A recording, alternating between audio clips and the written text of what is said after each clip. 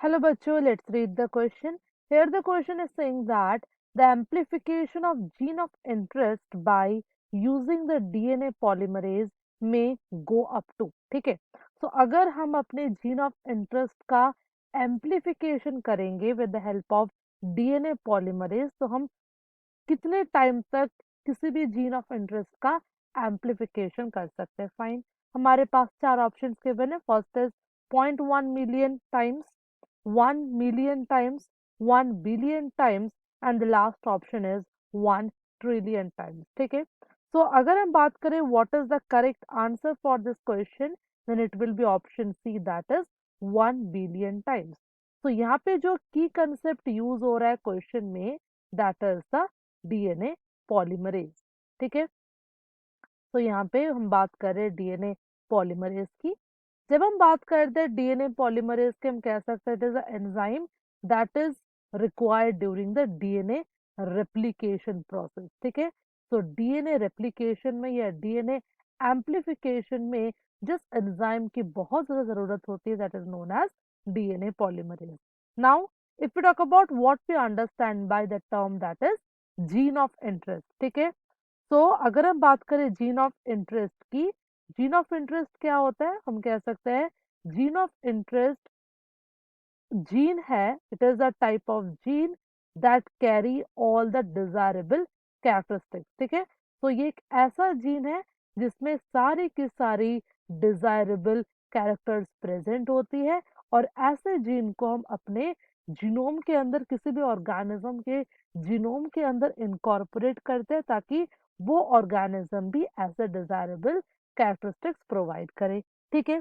अब इसको carry out करने के लिए, इस प्रोसेस को करने के लिए, we basically do a process या टेक्निक कह सकते, that is known as PCR.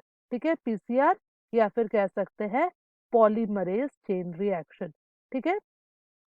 So by the help of this polymerase chain reaction, we carry out the amplification of gene of interest. ठीक है. अगर हमें पीसीआर करना होता है, ठीक है, पॉलीमरेज चेन रिएक्शन, इसके लिए हमें एक स्पेशल टाइप का डीएनए पॉलीमरेज चाहिए होता है. ठीक है. So for this we require a special type of DNA polymerase. ठीक है. पीसीआर के दौरान जो डीएनए पॉलीमरेज का इस्तेमाल किया जाता है, that is known as Taq polymerase, या कह सकते हैं टैग बॉल. ठीक है. टैग बॉल एक स्पेशल काइंड का डीएनए पॉलीमरेज है. इसकी जो खासियत है वो ये है कि ये काफी ज्यादा हाई टेम्परेचर तक अपने आप को मेंटेन रखती है. ठीक है. okay, so it can basically have a control on a very high temperature. तो ये बहुत हाई टेम्परेचर को भी एक्सेप्ट करता है टैग पॉलीमरेज.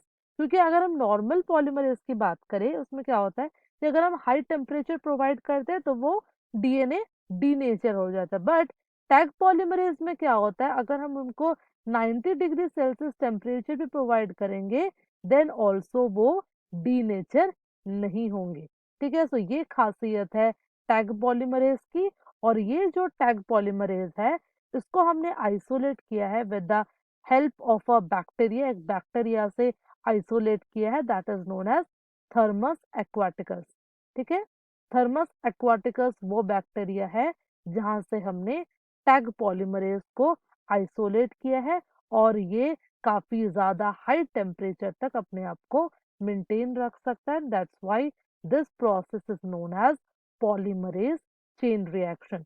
So अगर हम polymerase chain reaction करें और उसमें अगर हमने टैग polymerase का इस्तेमाल किया for the amplification of gene of interest, amplification का मतलब होता है मल्टीप्लाई करना, तो हम उसको मल्टीप्लाई कर पाएंगे up to 1 billion times. That's why अगर हम बात करें करेक्ट आंसर की, that will be option C, that is 1 billion times. I hope you understood the question well. Best of luck.